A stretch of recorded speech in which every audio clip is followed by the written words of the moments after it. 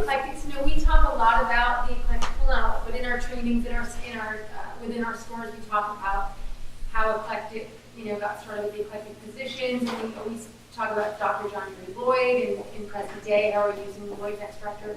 But something I always get confused about, so we talk about the short era of the eclectics, as far as the schools, and that it was Carnegie and Rockefeller pulling out financially.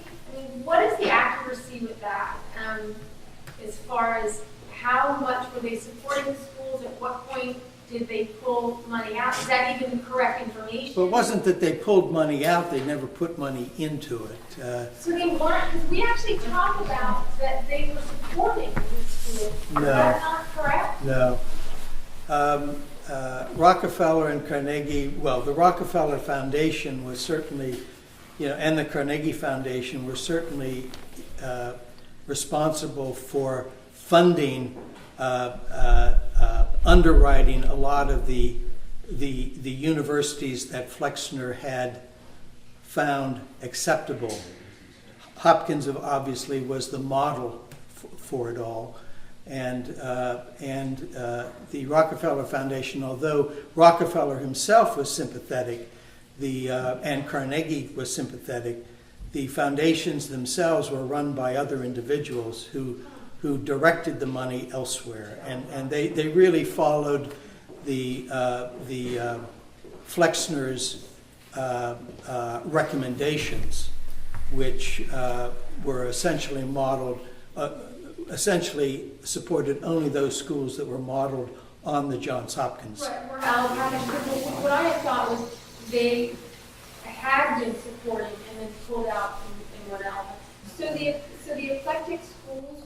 See, after in 1935, the AMA, for example, decided that it would not even review anymore. They wouldn't even grade alternative medical schools. What year did you say that was? 1935. Okay, so and then in 39 it was kind of the last graduating class. Yes. Around that time. Yeah. Okay.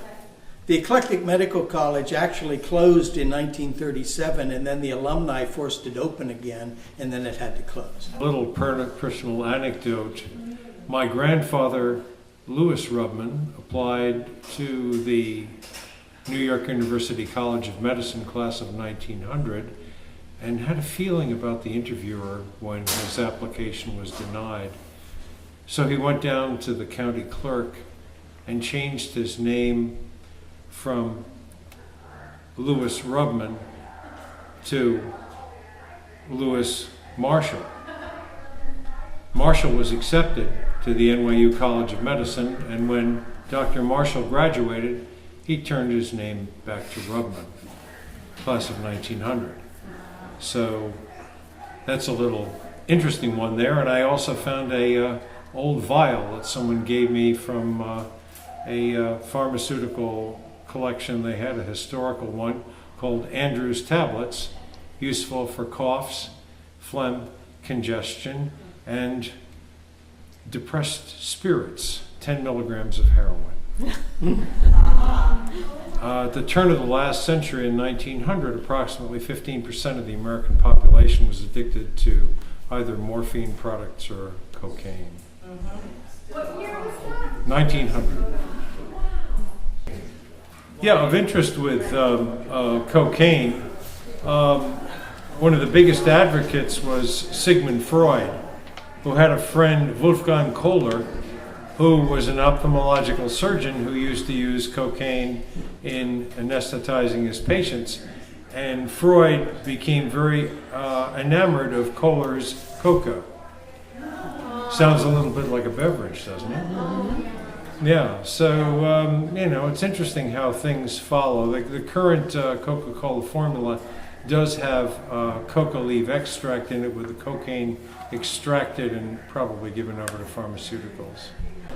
Yeah, so it's going to be a fabulous weekend for everyone. We're going to talk about how eclectic medicine has bloomed into an approach which embraces the modern naturopathic practice, and it is its inherent influence in naturopathic practice, and it's very, very important that we understand this and we let the new emerging naturopaths understand how this old element of eclectic medicine not only persists as one of the underlying influences, but also is intrinsically valuable in naturopathic practice and getting it right. So as far as the eclectic schools, was there also degrees for homeopathy, or is that completely separated? It was separated except for a brief year and a half at EMI, and where they offered both degrees. Why did they separate it? Well, it was during the deanship of Joseph Rode Buchanan, and they offered the. It was political in focus, because what was happening is they feared that a homeopathic school might be created in Cincinnati. Actually, one did develop a few years later, but tried to offset that. They offered their own. They tried to get in under the tent, so to speak, to offer it and offset there being a separate school created. But it only lasted about a year or two, and the reason for it was because the faculty member who taught homeopathy was very, very effective and saw it as much stronger, better medicine than eclectics, and the eclectics got upset about it and had him ousted. And so they left and set up their own school. So this when the AMA and Rockefeller Institute and what was the other one?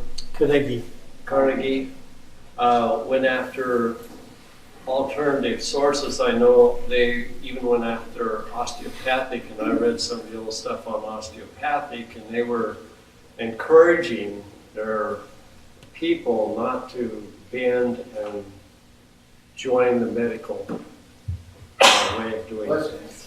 And they also went after chiropractic, who were real heavy until, and they're still after us. In 1980, a judge ordered that they print how they've been misrepresenting chiropractic to the public for years, and they demanded that they print that in a magazine, and the magazine that the AMA chose was the New England Journal of Medicine, which all the MDs read and nobody else does. And so they avoided, and they still carry on saying, don't go see a chiropractor. And people, I refer people if they really need medical care, but most of my suggestions to my patients is naturopathic or anything alternative.